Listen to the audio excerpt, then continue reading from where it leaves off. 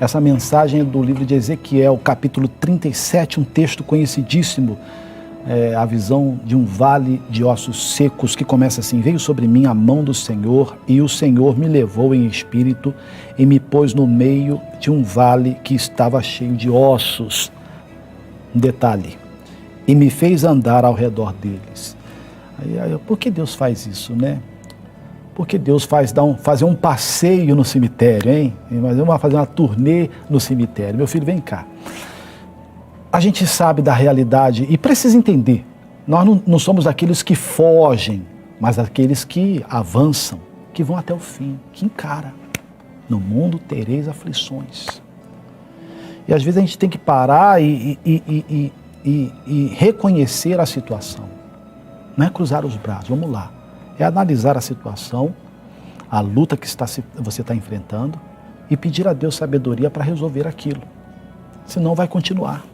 Você precisa trazer à tona o entendimento de Deus, da palavra de Deus, para poder resolver aquele problema. Então, beleza, obrigado, produção. Falou que nós temos o áudio também do missionário, que ele está agora nesse momento, não sei se está perto da oração ou está pregando ainda.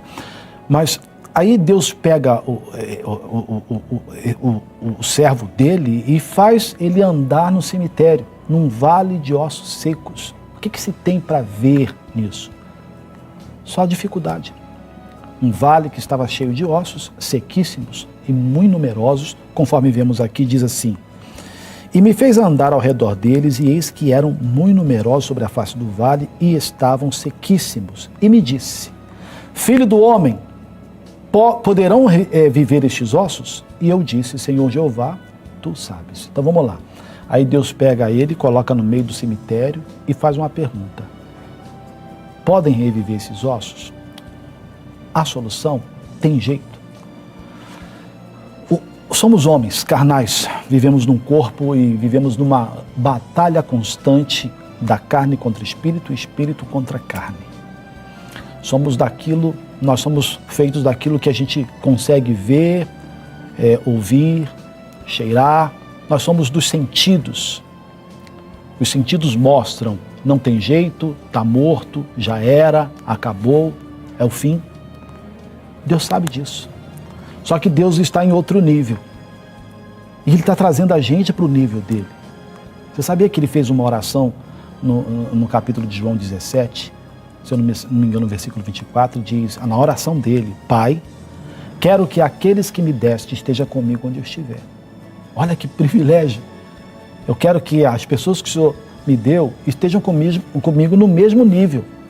Deus quer que estejamos no mesmo nível. Mas vivemos num corpo e a gente fica nessa batalha constante. O que a gente olha é a dor, é a dificuldade, é o desemprego, é um filho doente, é o casamento que está acabando. E a gente olha e diz: não tem jeito. E talvez as pessoas próximas a nós, que não têm um nível espiritual elevado, dizem pra gente que acabou, já era, não tem jeito, o pau que nasce torto, morre torto. Então a gente precisa se aproximar de Deus e pedir para Ele enxergar o que Ele enxerga. A gente precisa enxergar o que Deus enxerga.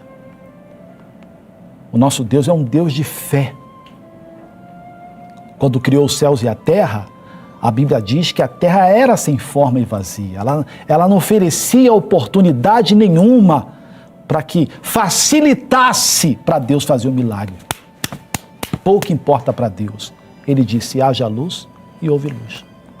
A gente não, a gente é daqui. E por isso que a gente tem que se tornar espiritual, porque o carnal não entende nada. E por sermos carnais muitas vezes e andar mais na carne do que no espírito, quando deveríamos andar no espírito e não na carne, a gente simplesmente se depara com aquela situação e diz que não tem jeito. É o que eu vejo, está ali, pastor. O médico vai e diz: é câncer, está aqui o diagnóstico.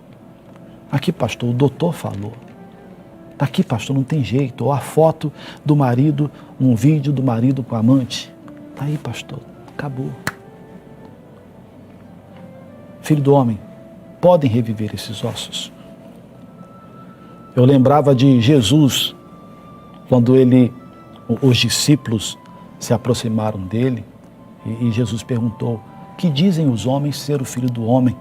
E responderam: alguns dizem que o Senhor é Elias, João Batista, Jeremias ou um dos profetas. Então, as pessoas lá fora, Senhor, acham que o Senhor é mais um profetinha que apareceu e não muda nada. E Jesus falou assim: e vós, quem dizeis que eu sou? E o Pedro disse: tu és o Cristo, Filho do Deus vivo. Era isso que ele queria ouvir. As pessoas que andam com Jesus devem crer diferente, devem enxergar diferente.